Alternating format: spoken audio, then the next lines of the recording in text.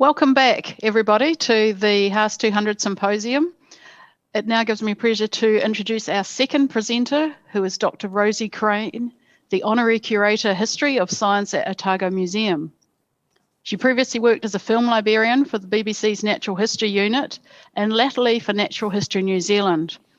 Rosie completed her doctoral research on Thomas Joseph Parker, FRS, who arrived in New Zealand in 1880 for a joint appointment at the University of Otago and Otago Museum. He was one of the first generation of trained zoologists in New Zealand. Since being awarded her PhD in 2015, Rosie's research is focused on the connections between colonial science and culture, particularly as it relates to the development of museums. She is currently working on a history of the early years of Otago Museum, as well as researching the history of specimens at the museum and the people connected to them. Rosie's topic is rivalry and cooperation, Haast and the Otago Museum. Thank you, Rosie. Thank you. Good morning. Guten Abend. It'll come as no surprise that there's been rivalry between the two main South Island provinces from the time of the first planned European settlements. This is manifested in many ways through the years: Scottish versus English, Presbyterian versus Anglican, and today through most sporting codes at most levels. This story is about the rivalry between Canterbury and Otago Museums. Though from the outset, it must be said that there was far more cooperation than actual rivalry or competition. The first set of collections labelled as the Otago Museum were a bunch of rocks which had been displayed at the Dunedin Industrial Exhibition held in 1865, then placed in storage and open to the public in rented rooms in what was then the new post office. Captain Frederick Wollaston Hutton was appointed in 1873 and immediately wrote to Julius Haast for help. Haast supplied a consignment of bird skins without managing to deplete his own store. Hutton was grateful for the initial 27, followed within a few months later by a further 70 specimens. This was cooperation in action. But Hutton was also after a comprehensive collection, quote, for teaching natural history and not a peep show of birds. Sponges, corals, echinoids, crustacea, also reptiles, fish, and mammals are all wanted, he wrote. Hutton's scientific aims were what can be called inventory science. He produced a seemingly endless supply of lists or catalogues of fish, mollusks, birds, and so on, and he stuck doggedly to his course.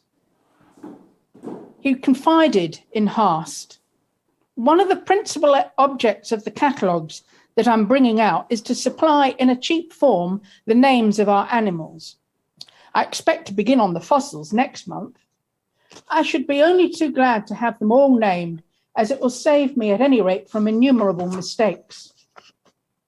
But it must be done unless we are to stick fast just where we are. So I've made up my mind to fire away and bear calmly all the abuse I shall get from European naturalists who don't understand our reasons for pushing ahead. It's not clear what abuse he was expected from the Europeans, but the egotistical tone of his letter is typical. Hutton seemingly had little patience for people who did not share his work ethic. His series of catalogues culminated in 1904 towards the end of his life in the grandly named Index Faunae Novae Zelandiae. The story of how Haast sold moor bones to fund the development of the Canterbury Museum is well known, but a very similar story occurred in Otago and is less well known. Hutton copied Haast's success. Hutton, too, exploited a stash of moor bones. His were from a location in Otago's goldfields. He wrote excitedly to Haast, You'll be delighted to hear that I have a large collection of moor bones from a swamp at Hamilton's diggings on the Tyree.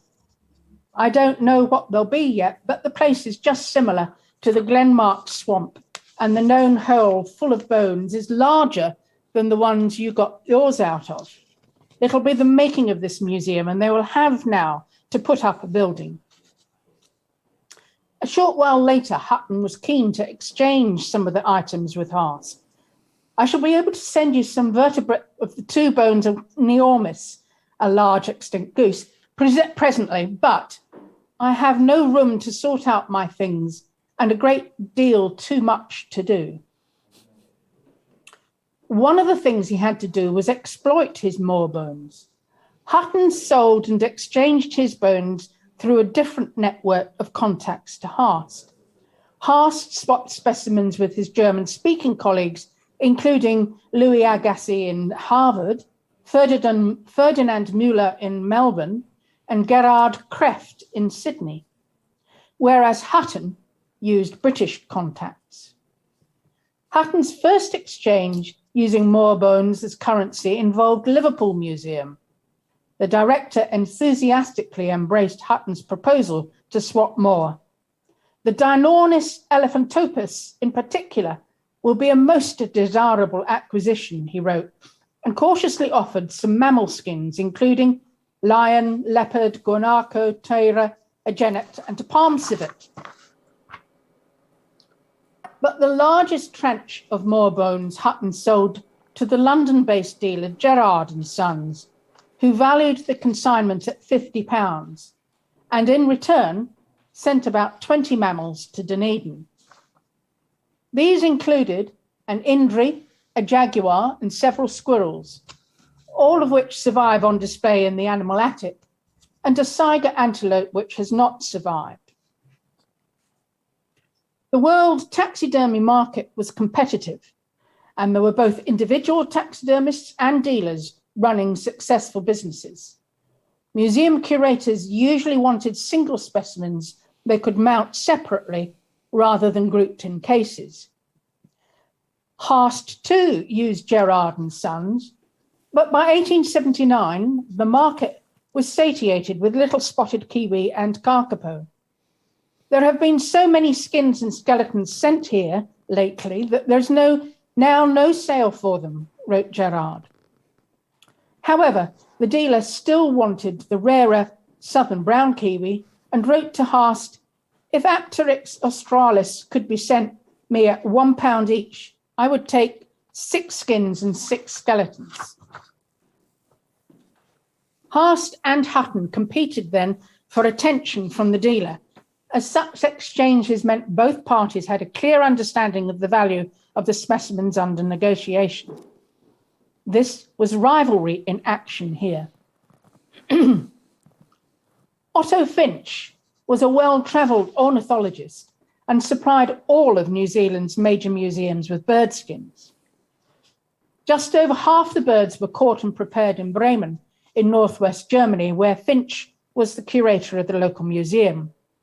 He sent a large consignment to Otago with the proviso that one case is destined for Dr. Haast in Christchurch and one for Auckland, being objects of exchange with the museums in those places. Finch sent a second large consignment to Hutton, who registered them in March 1875. This large collection of 375 birds prompted Hutton to write to Haast about exchanges. I'll send you skin for skin, but I don't want any European birds, nor those of Australia, except the waders and water birds. Misunderstandings between exchange partners were not uncommon. Haast complained, and Hutton wrote in response, unfortunately, I cannot say what is a fair money value for the different skins, as I've no experience in value. I'm sorry that your trustees do not consider the exchange satisfactory. It's certainly not so to me. This particular misunderstanding was quickly resolved, but Hutton was argumentative by nature and a pedant, and that often prevented him from working smoothly with colleagues. An obituarist wrote, "He is often too pungent a critic to please those from whom he differs in opinion." Much later, when Hutton was in Christchurch, this nature drove Haast to step away from the Philosophical Institute. "As long as Hutton is president, I will not have anything to do with it, as I want peace," he wrote. But to return to Hutton's use of his moor bones, which were never quite as numerous as Haast's. Hutton congratulated Haast. "I'm delighted to hear of your £14,000 for a new building. It does me all the good in the world getting moving here." Hutton's admiration was tinged with rivalry, and he continued, "I cannot hope to compete with you in buildings or foreign collections, but I shall do my best to beat you in New Zealand collections." This then was unadulterated competition. But Hutton worried about the future financial stability of the Otago Museum and confided to Haast, "I'm rather doubtful as to how our museum and myself will get on after the abolition of provinces, as we have no endowment. You are all right." In early 1876, work began on building the Otago Museum in Great King Street, funded by the provincial government. But the campaign to abolish the provincial system of government meant Otago was caught with its pants down. Canterbury had acquired sufficient land to provide a rental income and endowment, but Otago had not. Hutton further explained the root of his envy. "It's all very well for you to say that we should not talk about having the best museum, for you are endowed and safe. But it's necessary for me at present to work on the rivalry between the provinces to get something done. You must not mind it. There really is not one particle of jealousy in it. It is only a dodge for raising the wind, and as soon as this museum is safe, it will end." Tellingly, Hutton admitted, "There would have been no museum in Dunedin if you had not just started one in Christchurch." By September 1876, however, things began to look up. The government agreed that the University of Otago should be administratively responsible for the upkeep of the museum, and the building was completed, but without the architect's elaborate decorations and neither of the original planned wings. Hutton once more asked Haast for information and advice about opening hours for the museum. "I'm in favour of opening from 2 till 4 on Sunday, but one of our committee is against it and objects on the supposed fact that it has been a failure in Christchurch and that your museum is only used on Sundays by fashionable loungers." Haast duly supplied useful information, and Hutton was able to open on Sundays. Lest you think the help provided was all from Christchurch to Dunedin, the case of Andreas Reichek shows this is not true.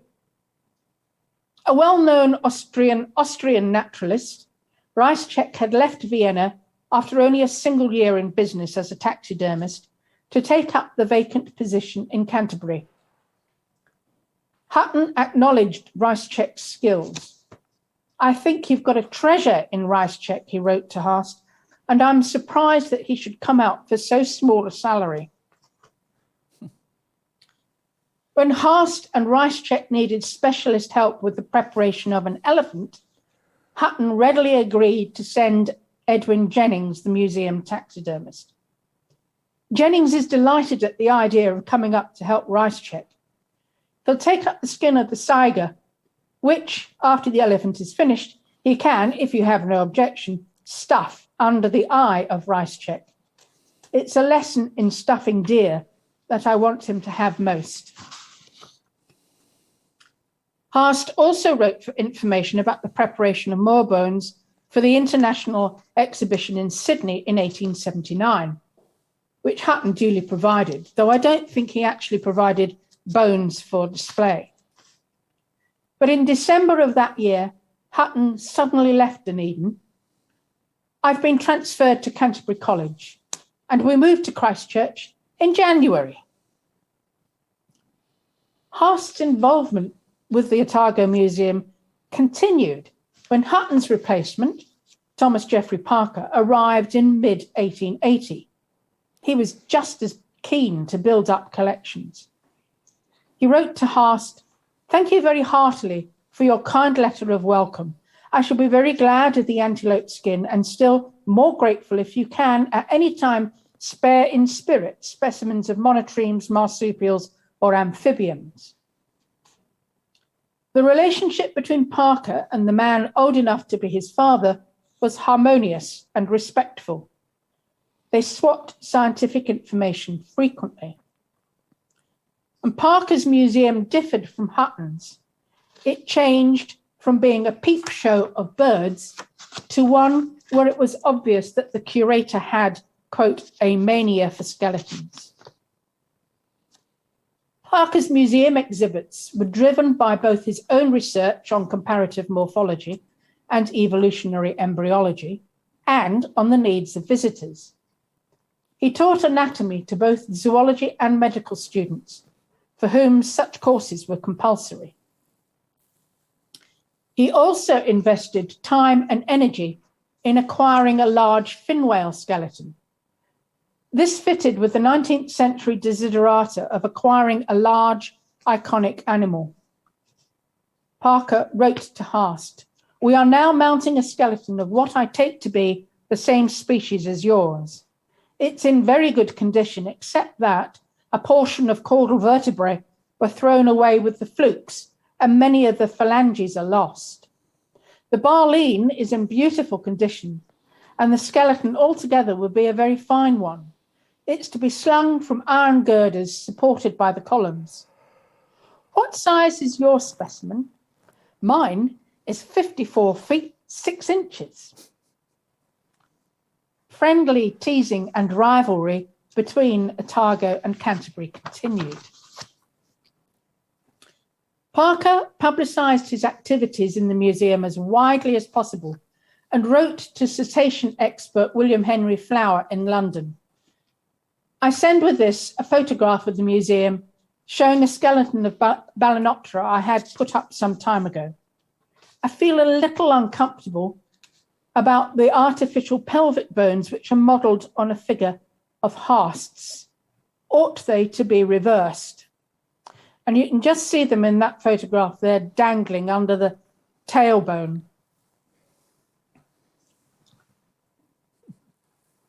In 1885, Haast was appointed commissioner for the New Zealand court at the Colonial and Indian Exhibition held in London in 1886.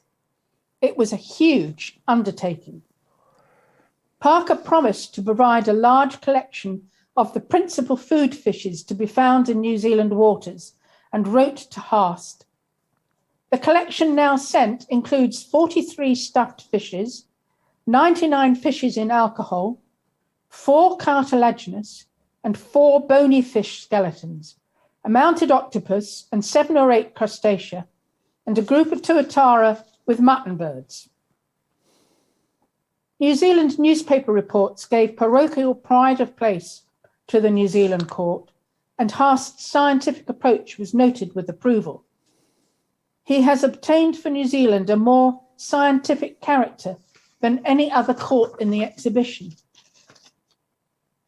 And one of the English magazines pinpointed Parker's efforts. The Otago University Museum is an important contributor, and visitors and experts alike will admire the very beautiful specimens of cartilaginous skeletons. Now, Haast organised a lucrative sale for Parker and sold a substantial part of his fish collection, including this shark, a ribbonfish, and other specimens, to William Flower for a total of £203. Parker had hoped for higher prices. I think Flower has got a bargain with Carcharodon, the great white shark, but I would far rather let him have them at a smaller price than I expected than have them returned. Nevertheless, he was grateful to Haast. I'm very glad to hear so many of my exhibits have got off. Parker put a different spin, however, on his thank you letter to Flower. I'm very glad to hear that you've decided to take some of my specimens. Both my assistants and I feel quite proud at being represented in the National Collection. Parker could not disguise his emotional investment in the sale. Haast wrote to Parker from London during the exhibition. Your work is very much admired, and Prof. Flower told me the other day that it was funny that they had to come to an Antipodean court to learn something. By the time the exhibition closed in November, however, Flower had lost confidence in Parker's innovative preservation process. Haast wrote to Parker, considering that the skeletons were constantly losing glycerine, I think I did very well. I saw Prof. Flower this very afternoon as he explained his doubts of the skeletons keeping for any length of time. Parker promptly reassured Flower, I don't think you need to be under any apprehensions as to the permanency of the glycerine jelly process. If a really impervious coat of varnish could be given to the whole specimen, I'm certain there'd be no more trouble at all. 4 months later, in March 1887, Flower, by now happy with his purchase, wrote to Parker, your shark is safely lodged in the museum. When I removed it from the exhibition, it was in a sad state, all flabby and dripping, but after a month or two in the dry air of this place, it quite recovered. Haast returned to New Zealand in 1887. I was very glad to hear of your safe arrival and that your health has improved. I sincerely hope that there will be now no more sciatica or other troubles, wrote Parker, just a few days, in fact, before Haast died at his home in Christchurch.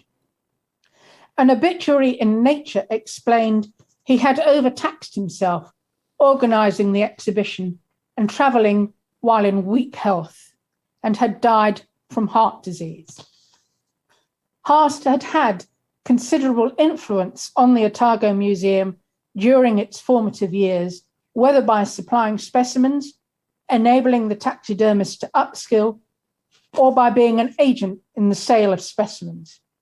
He'd also proffered advice and scientific support to both fellow curators, Hutton and Parker. All three men were an integral part of the extensive worldwide trade in natural history specimens, the scale of which is only just becoming apparent. Thank you for your attention. Thank you very much, Rosie. That's absolutely fascinating talk.